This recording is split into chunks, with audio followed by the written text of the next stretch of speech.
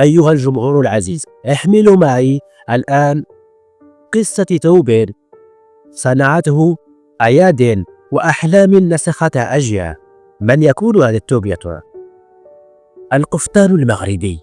في يوم تاريخي عانق القفطان صفحات القوائم العالمية، أدرجته لجنة التراث الثقافي غير المادي التابعة لليونسكو في 10 ديسمبر 2025 ضمن القائمة التمثيلية للتراث الثقافي اللامادي للإنسانية.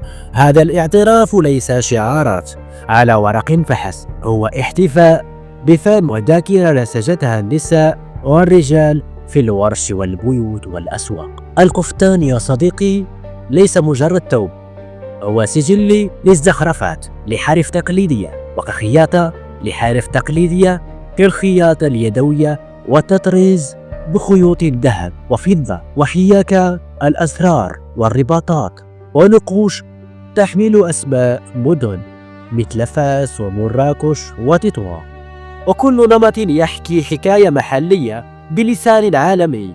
الإدراج بهذا المعنى يسلط ضوءا على الحرفة بكل مراحل، من اختيار القماش إلى طية الياقة وصياغة السمرة النهائية. وماذا يعني هذا للمغرب عالميا؟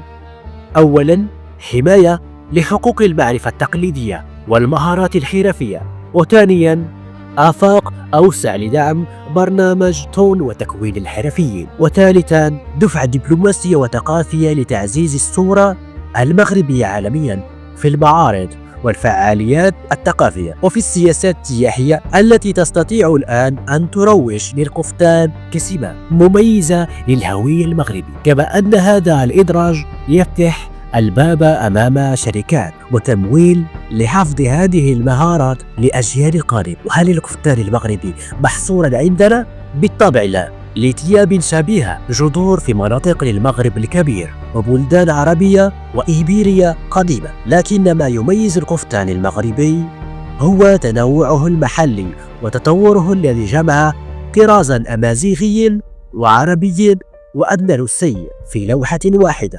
الاعتراف الدولي لهذا الشكل المغربي الخاص يعزز حق المغرب في رواية قصته حول هذا اللباس والتميز بين أشكال متقاربة وأصول مختلفة. أخيرا، ماذا يمكن أن يضيف هذا الإنجاز للمغرب؟ صورة ثقافية أقوى واقتصاد محلي يدعمه الاستثمارات في حرف يدوية وفرص لتدريب النساء والشباب، وتصدير ثقافي يزيد من قيمة المنتج المغربي في الأسواق العالمية.